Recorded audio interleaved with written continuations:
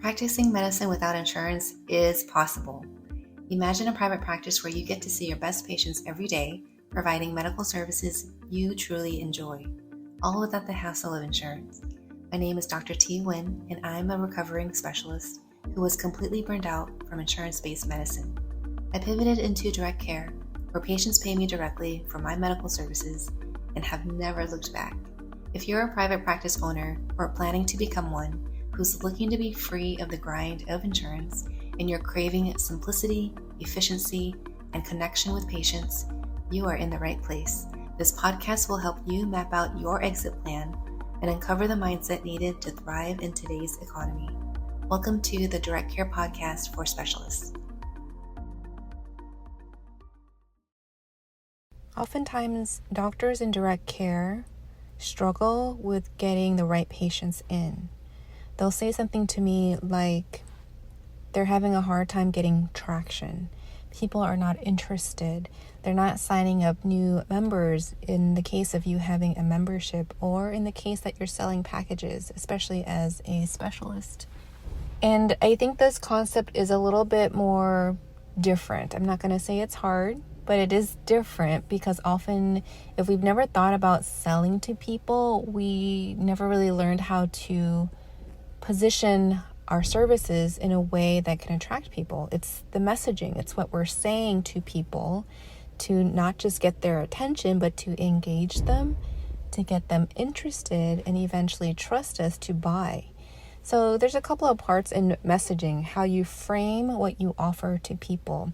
The first thing to get clear right away is understanding that businesses exist to solve problems. Why did the business start in the first place? There must have been a problem for you to start your business, right? It wasn't simply that you wanted to make money. All businesses exist to make money, but we need to get deeper. What problem are you solving for people to exchange for you to solve in order for them to get better? So when we're talking about healthcare, why are people paying out of pocket for anything? It's because they came with a problem. They have a runny nose. Their problem is they're sick. And what do they want? What are they seeking? They're seeking a solution. And when does money get exchanged? When they get that expertise.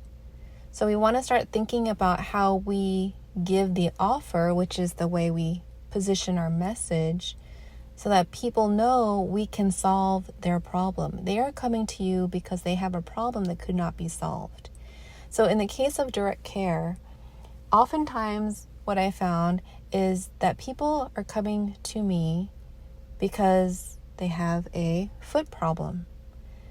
And the ones who come to me to pay me out of pocket are those who have foot problems, but they couldn't solve it themselves, or the system that they've tried to use, i.e. their insurance, was not able to solve it for them. Or they were going to pay out of pocket anyway because they have a high deductible or they don't have insurance or something, right? So that's how they end up to me. I was needed, my services were needed because I found a problem that I could solve. And I created a business. I left employment because I saw there were things patients needed and deserved that wasn't being catered to. And that's why I opened my business. So my business is solving a problem. And so you would have to be able to identify the problem that you saw as to why you created your business. And we have to speak in patient's terms. You can't say, I'm a direct care practice. My membership is, really cheap, and please sign up. That's what a lot of doctors are doing. And that's not because of anything wrong. It's just we were never taught how to speak in a way that would engage a potential buyer. So here's how we can sharpen this up a little bit. You already have the smarts. You don't have to prove anything else to people. Now, all you have to do is refine the solution you have to offer to a problem that you want to solve. Let's take, for example, myself, because it seems to be the easiest. Somebody comes to me because they have an ingrown toenail. They can't solve it themselves, or they made it worse, trying to do bathroom surgery, okay? They have a problem they cannot solve. So I already know by the time they get to me, they have tried other things. What were those other things? They would have tried Google. They would have tried Urgent Care Center. They would have tried an insurance option. And why did those things not work? Don't know. But I can predict, or I can listen to the person who finally comes to my door, and I'll ask them, what brought you in? How did you hear about us? I see that you have insurance. Did you try your insurance options, right? So when you start engaging with people who end up in your office, you want to ask questions as to what made them decide to pay out of pocket for you, and then you're going to start getting some answers. Oftentimes I hear things like, Urgent Care Center didn't do a great job, or they sent me here for a follow-up, or I tried to make an appointment with my insurance options and they weren't available for 6 months. Or I went to them and I just didn't like them. Or they didn't tell me what else to do, right? So they're going to give you a list of information that you can now use as part of your messaging. So if you don't get this right off the bat, that's okay. That's why I'm here. I'm trying to walk you through the process of you refining your message so that when you speak, you're capturing the attention of the person who has a problem you're trying to solve. Forgive me if you hear like a bunch of noise in the background. I'm in a garage. I'm going to go Christmas shopping. Actually, I'm going to go shopping for myself. A lot of action out here. So getting back to your messaging, you have to position yourself to solve a painful problem. You're not just there to wait for gravity to draw people in, right? You're not just passively open. You're actively looking for the right kind of person who is ready and willing to pay you. It comes down to what you're selling. What is your solution?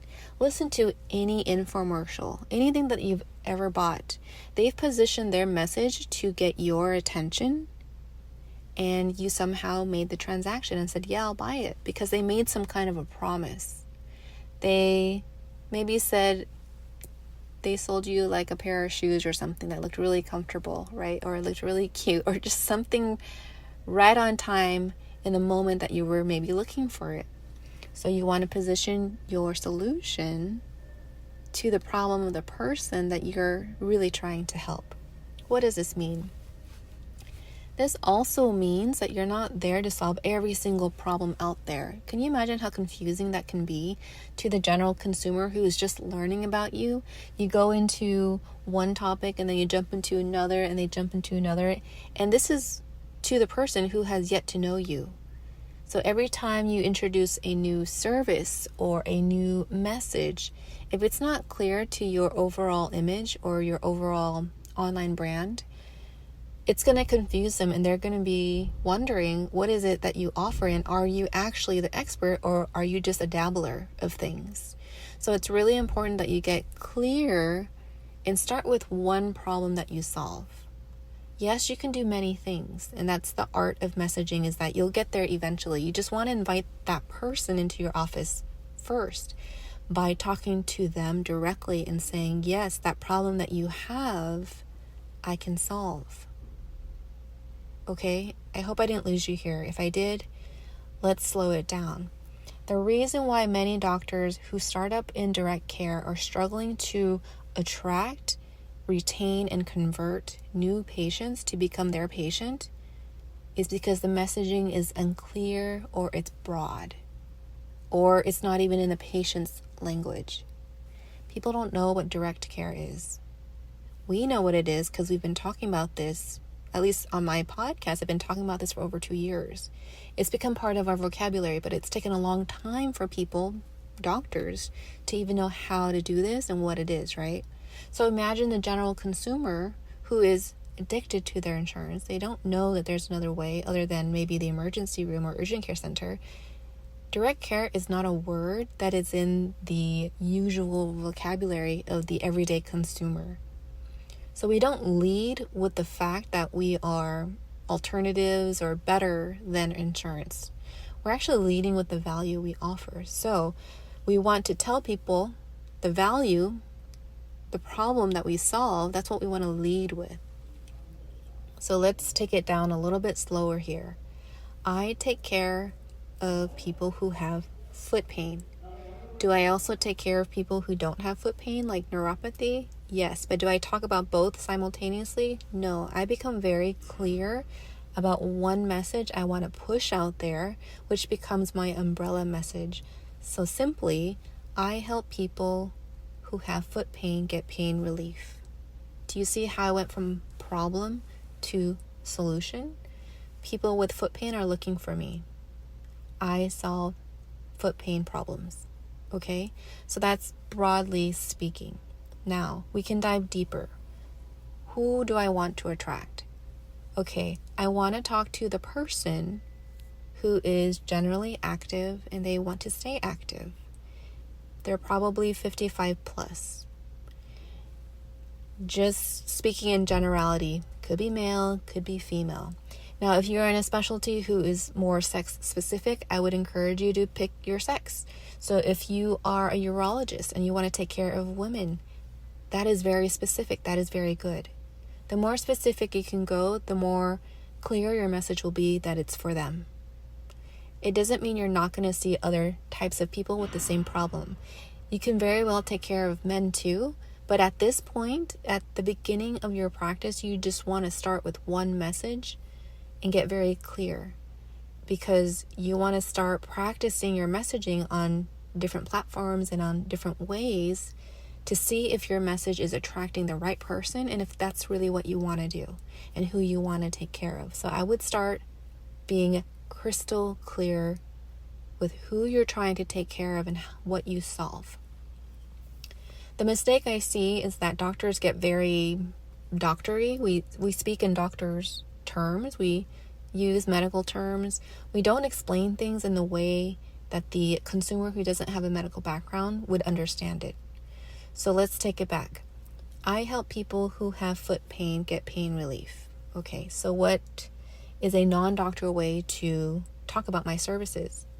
Let's start with the doctor way. The doctor way would say, I offer orthobiologics. Okay, what is that? Now I have to explain to a stranger what that is. And when I'm putting out an ad or something, I might possibly lose their attention because I just used a big word that is not part of everyday vocabulary.